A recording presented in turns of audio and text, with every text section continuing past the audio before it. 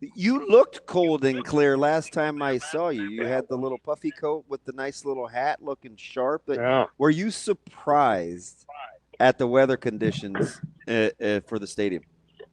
I was not. Nope. I think we could have probably done without the rain.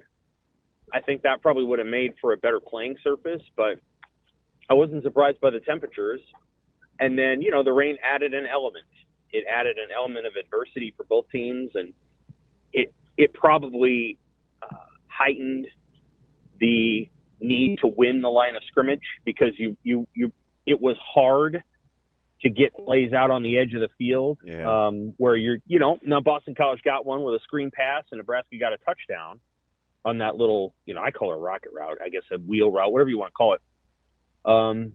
But there wasn't a ton of plays out there. They were kind of hard to come by. And so you kind of had to play in between the hash marks a little bit. And I thought Nebraska had the advantage there. And kudos to Nebraska for having the advantage there. And yes, Boston College was missing its best pass rusher. Nebraska was missing, three of its four most productive pass rushers during the season, who all left in the transfer portal: Butler, Yellen, and Williams. Yep. So both teams were missing pass rushers. And I thought Nebraska handled the conditions better and won the line of scrimmage battle, which they've done often this season. And they came out with the win as a result. I think quietly, Nebraska's their stuff rate and their ability to handle short yardage runs in those obvious situations, it's got to be better than I think. It's anecdotal because I haven't tracked it like I should, but I'm with you where I felt like I was pleasantly surprised that Nebraska's D-line held up as well as it did against what I think, even without Tapilo, a pretty formidable offensive line, especially the last third of the season for BC. Yeah, I thought they held up really well too. Ty Robinson helps, and he played more snaps than usual. Nash Huffmacher was there, and MJ Sherman played well. He played really well, I thought, over the last 6 games of this season of his senior year, and he made he popped the one guy's helmet off. He didn't mean to, but it came off when he tackled him. And, I thought they played really well. And Nebraska can take – one of the questions I get a lot since the game is, well, what difference does it make? And I was like, well, with some teams, maybe it wouldn't make quite as much of a difference. Like Syracuse beat Washington State, and I don't know what Syracuse can take from that unless Kyle McCord's given a 6th year and he can come back. But a team like Nebraska can take a lot from winning that game, much like Michigan can take a lot from beating Alabama. They got a lot of guys coming back. There's a physicality that was set. And I think, the young players in both of those games, and it was striking in the Michigan game too, the young players on defense were just stepping up. And so it makes you feel like the defense that Nebraska has coming, while it needs experience, is going to be as good as the defense they just had. And so, maybe that's too high praise. I think replacing Ty Robinson is going to be challenging, but I think you feel good coming out of that game watching those young guys on defense fly around and make plays. Yeah, I think, and I said this, now this was a hot take then, but this was probably week 6 or 7. Remember, Ravi and I said, this is going to sound crazy because this is a really good Nebraska defense, but if nothing else, they could be more athletic for sure in 2025 than they were in 2024.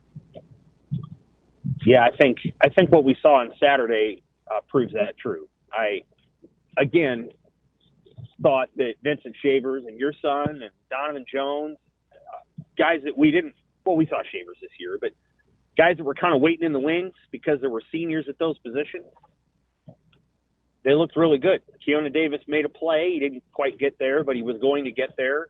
Jordan Ochoa looked pretty good in his limited snaps. Riley Van Poppel, who we know what he can do. He looked good in his snaps. So, I just thought there's a lot of young players who made the leap. Again, Ty Robinson, Nash Hupmaker, tough to replace. And they either have to get one of these transfers who just is better than we think, or they're going to have to develop some of the guys they have, and they may have to wait a year to get a Ty Robinson who is 24 years old or whatever he was, 23. It's his capacity to do work too, right? Like that's kind of undersold. He's an elite level fitness. Yeah, to play that many snaps at that size. Yeah, I mean, he's a grown man. And so it would be hard to ask a 19-year-old to do what Ty Robinson was doing this season. Just because, you're talking about 4 years of physical maturity and all the things. But I think everywhere else, they're going to be in good shape. I mean, Vincent Shaver played really well. And, Donovan Jones played really well. And so, I think they'll have some growing pains next season. But I also think they're going to play teams that allow them to have that. I don't know what Cincinnati's offense is going to be. I think it's going to be all right. They do have a quarterback coming back, and he's decent. But then you look at Akron, and you look at Houston Christian, and you even look at Michigan.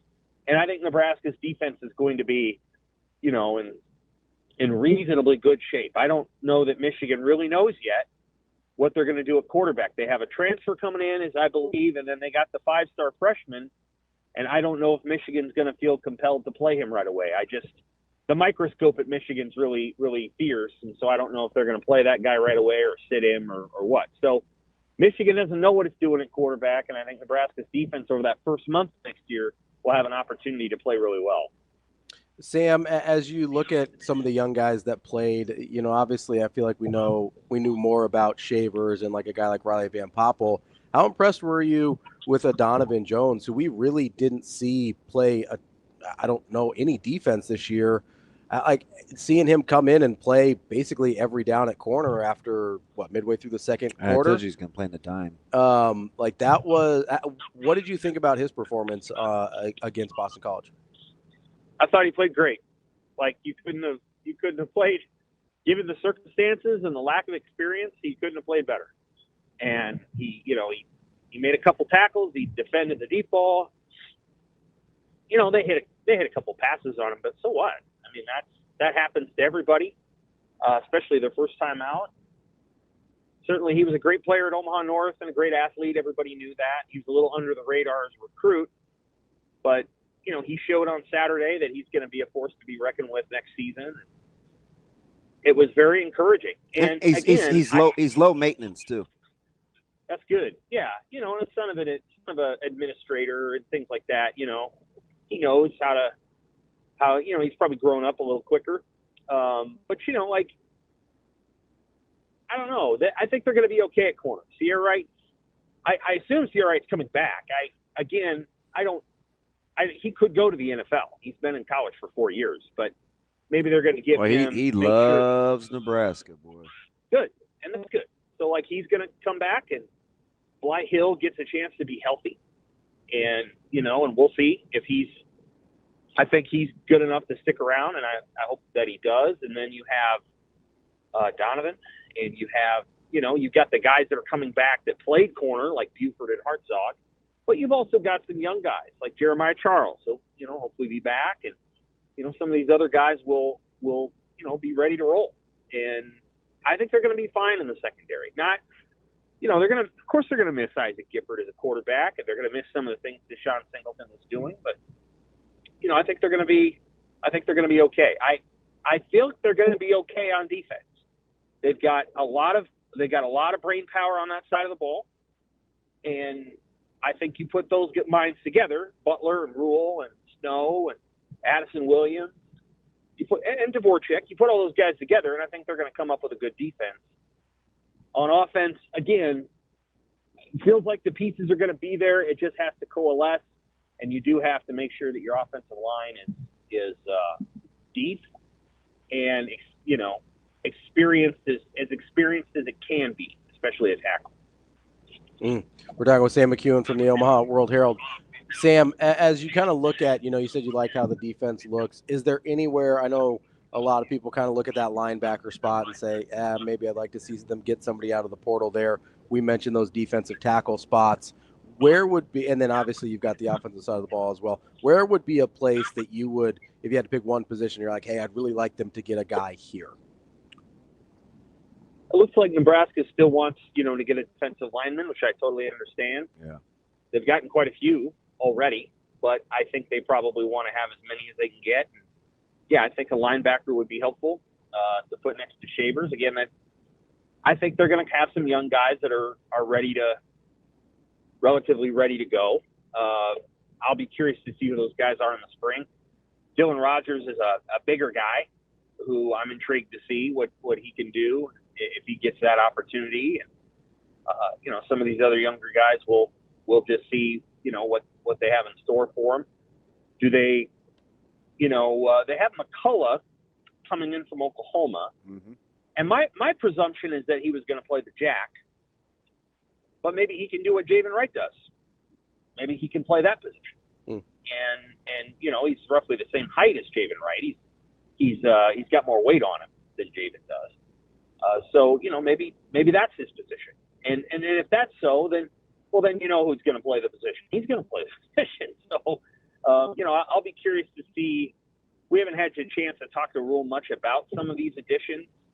McCullough is a big-time addition, and so is Williams Nwaneri. But I think we all know what Williams Nwaneri is going to do. He's going to play defensive line, the Ty Robinson position, essentially. And so, we'll just have to see how it all shakes out. Again, I get the sense they're going to be okay on that side of the ball. Sam, when you're taking a look at, do you think because I felt like Saturday was really misleading, and I take Coach Holgorsen at his word when, remember he told you guys a week ago, well, I'll worry about January, February, and December after the bowl game. I want to win the bowl game, right, in terms of how the offense is going to look. He literally changed game plans after seeing the conditions, right? It went to kind of this mesh, intermediate passing game with between the hashes when I think they started out thinking they could win outside the numbers, but quickly learned okay, this may be tough sledding. And he kind of just changed the game plan before our very eyes without us even really paying much attention to it. The fact that I think he can adapt with his Rolodex because of what he's done for so long, I think will be a huge advantage for making the pieces fit. I agree. And in the Big Ten, you have to adapt. I mean, it all of a sudden became a tight ends it became a big kid game, right? Right before our very eyes. And it became that without having, Dante Dowdell. So they didn't have the guy that they were using during the season in a Yankee Stadium wet field kind of game. We would have, if Dante Dowdell had that training, we would have seen him carry the ball 12 to 15 times. Mm-hmm. But he wasn't there. And so, they had to rely a little bit on Quentin Ives. But then, at the end of the game, when it really mattered, the 4th down and 1, they give it to Ramir, and that would have been a Dante Dowdell play, a month ago. So it's funny. I was so happy, Sam. It's for years I've said what a good inside runner I think Ramir is for not being very big. He's fearless. He's just and he finds those little creases. Yeah. He hits the holes hard, and he's pretty fearless. He's always been really, really tough, and I appreciate that about him. He had a up and down career because of injuries, but if you put him behind Nebraska's offensive line in the 80s or the 90s, he would have had a hell of a career. He would have hit the seams hard, ran fast.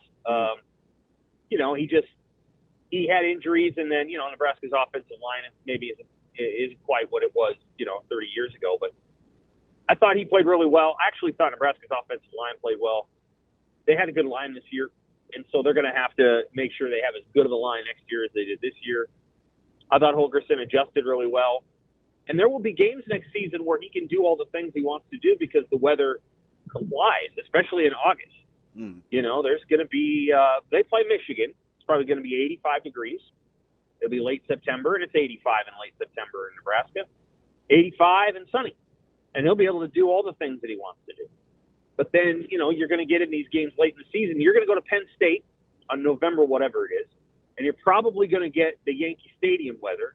And I say that because the last 2 times we've been to Penn State, they got the Yankee Stadium weather. And so, you're going to have to roll that game plan out because the weather's going to be awful. And you're going to have to figure out a way to move the football without doing all the things that you want to do. So he'll have to adapt in the Big Ten. I'm going to put this out in a tweet probably later today.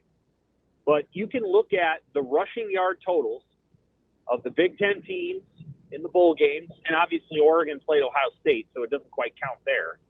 But you can look at the rushing yard totals in the bowl games so far, and you're going to see that it's a line of scrimmage league. And you better be able to pack an offensive line and a defensive line and run the football, because a lot of the other teams in the league are running the heck out of the football in the bowl games. I mean, it's notable how much better and more physical they are up front than the opponents they're playing. Sam, we do this a lot, and I think maybe this year probably more than any, with the Big Ten and SEC perception being so heavy. But have the bowl game results surprised you in terms of how lopsided they have been? Well, the two bowl game results on New Year's Eve, with Michigan beating Alabama and Illinois beating South Carolina, did surprise me. And, kudos to Sharon Moore for his team had juice. You could just see it. They look like they really wanted to be there. It's apparently his personality. Like he revs pretty high. Yeah, he coached a great game. He had them ready, and Alabama wasn't ready. Alabama's still probably the better team, but they didn't play like it for a long time in that game. So kudos to him. And then, I don't know. I think Bielema coached a good game against Beamer and all that stuff that happened. Bielema, a little bit of gamesmanship, and it worked. It worked. And I think it got in their head a little bit. And toward the end of the game, and Beamer's a little younger, and I don't know. Bielema's done that stuff before. I mean, he's done there was a time when he was at Arkansas, and he got accidentally touched by an Alabama player, and he did the falling back. But he can do that sometimes, and you can't fall for it. And so I think those two results surprised me. Some of the lopsided results haven't surprised me. I got to be candid. I wasn't that surprised that Ohio State did that. I picked them to win the game. I think I picked them to win by 4, but I wasn't surprised they did that. I wasn't. When they want to play, when they're in that mode, and all the cylinders are hitting, they're the best team in the country, and the second best team is probably Texas. And what's interesting is that Texas kind of goes up and down in the middle of games. But, Texas can do all those things, and Ohio State can do them, and they're going to get to play each other. And if they both bring their A games, you're going to get a war. And it's going to be 28-27 kind of thing. So I was a little surprised that Texas kind of coughed up that lead. But, yeah, there hasn't been a lot of shockers. But, there are times when it feels like one team wants to be there, the other team doesn't want to be there. I don't know the story behind Colorado's effort against BYU. That was the night of the Pinstripe Bowl, so I didn't watch the game. So I can't speak to it, other than I think BYU is a pretty good team. And you can't give a C effort against BYU and expect to win, because they're a good team. So that's my thoughts on the Bulls so far. It's interesting with Colorado, before I get to that Ohio State-Texas thing, because Colorado defensively, I was pretty impressed with all year, their level of physicality. Like, I thought that was a much tougher football team than people would give them credit for. They could tackle. They got to where they needed to be. BYU just simply pushed them around. It was – I don't know. They just were tougher. They just were the more – But having said that, I'm surprised. So Texas doesn't – I take that back. I'm not surprised on your sentiment on Texas, because Texas' defensive line can control any game I think they put their mind to. They are that good up front. The thing that's interesting to them is, with as talented as these two teams are, for some reason I still think it boils down to their interest level. When Ohio State is engaged – and kind of in the moment, they're obviously extremely talented. Same as when Texas is dialed in, they're pretty good too. It's just with Texas, they always have this quarter or two where it's like, I think they'd rather be someplace else. And they did it against Georgia. Like, they were in control of that game, and then all of a sudden it's They start dinking around. They dial out mid-game more than any good team I think I've ever seen. It's wild. It's just interesting how they approach it.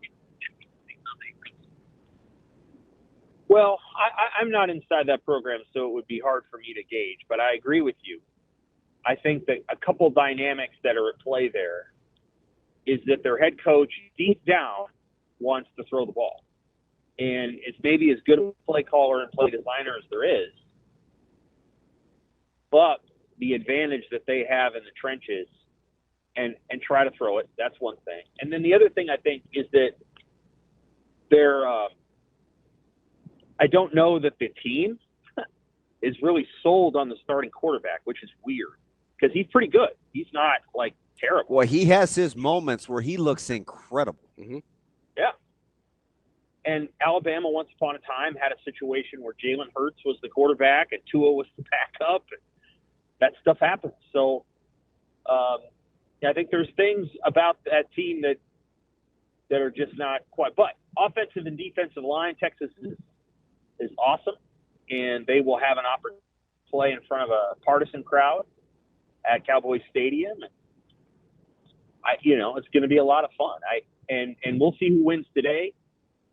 Obviously, a tragedy in New Orleans. We're all praying for the folks down there. Incredible.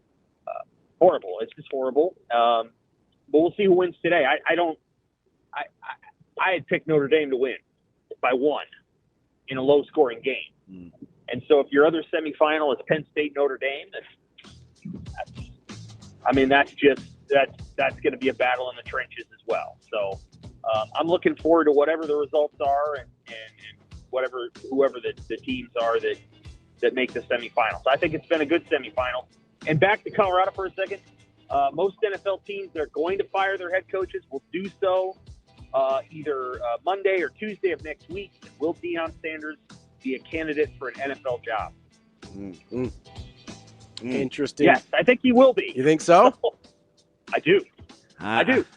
I don't know, I think man. somebody's going to take a chance on it. I don't know if he's going to get a job, but I do think he'll get an interview. Yeah. And there are going to be a number of teams that are looking for an NFL head coach, and I think Sanders will not be closed off to the possibility of doing it. And I predict he'll get an interview. Whether he gets hired or not, I don't know. But remember, it took Jim Harbaugh a couple of years to get back into the NFL when he started, flirting with it. And this most recent time when he's at Michigan, it took him a couple of years, but he got a few interviews before that. And with the exception of Vikings, I'm guessing the teams that interviewed him and didn't hire him are kicking themselves because he's a pretty good NFL head coach. That's Sam McKewon, Omaha World Herald. Sam, we appreciate it as always. We'll talk to you next week. Take care.